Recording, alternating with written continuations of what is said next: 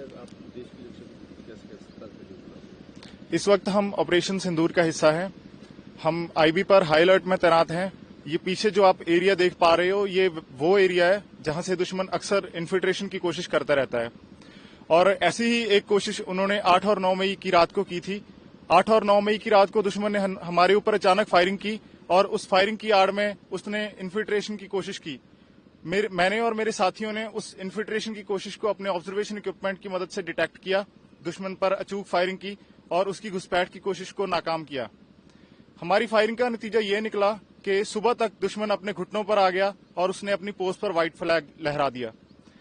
हम अपने देशवासियों को यह यकीन दिलाते हैं कि जब तक भारतीय सेना देश की सरहदों पर तैनात है, तब तक कोई भी इस देश की तरफ आंख उठाकर नहीं देख सकता। हम अपने देश के दुश्मनों की हर नापाक हरकत का मुंह तोड़ जवाब देंगे। जय हिंद।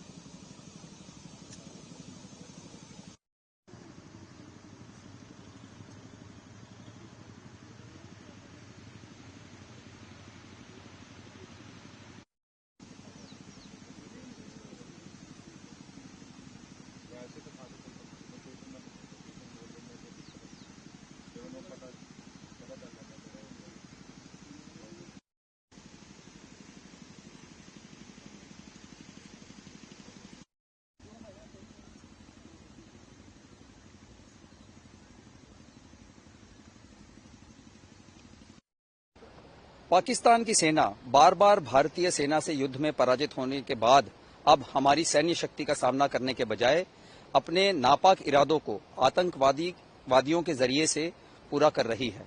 पाकिस्तान सेना लाइन ऑफ कंट्रोल और इंटरनेशनल बाउंड्री में उन इलाकों से जहां नदी का क्षेत्र हो या दुर्गम इलाके हो, वहां जहां फेंस नहीं है, वहां से घुसपैठ कराती है। हमारी सेना दिन और रात निरंतर सतर्क है। यदि इन्फिल्ट्रेशन अगर हो भी गई तो हमारे कारगर इंट नेटवर्क के जरिए से क्विक रिएक्शन फोर्स उन्हें तुरंत मौत के घाट उतार देगी।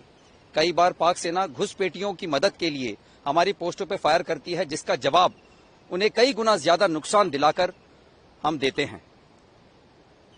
भारतीय सेना के योद्धा अपने परिवारों से दूर कठिन परिस्थितियों में दुश्मन के सामना करते हुए अपने साथियों के बीच में अपने मनोबल को बिल्कुल उज्जवल और उत्तम रखते हैं। परिश्रम से और प्रशिक्षण से प्रोत्साहन प्राप्त करते हुए, कठिनाइयों को गले लगाते हुए, चुनौतियों का सामना करते हुए वो अनुशासित होकर अपने कर्तव्यों के पालन में और अपने लक्ष्य को सिद्ध करने के लिए सदा तत्पर रहते हैं। जय Hind.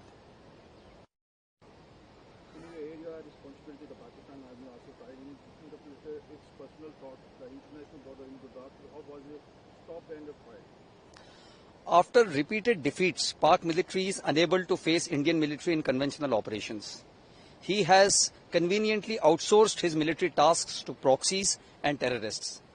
Pak military posts often abet infiltration by firing onto own posts to distract and divert our attention away from infiltrating terrorists.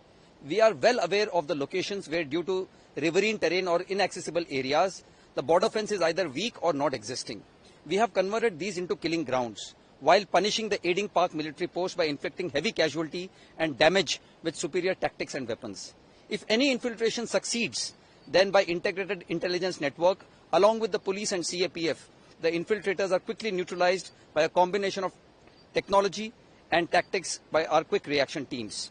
The Indian Army soldier remains deployed in the front line areas amidst extreme privation, separated from his family, and yet he finds happiness in the company of his fellow soldiers.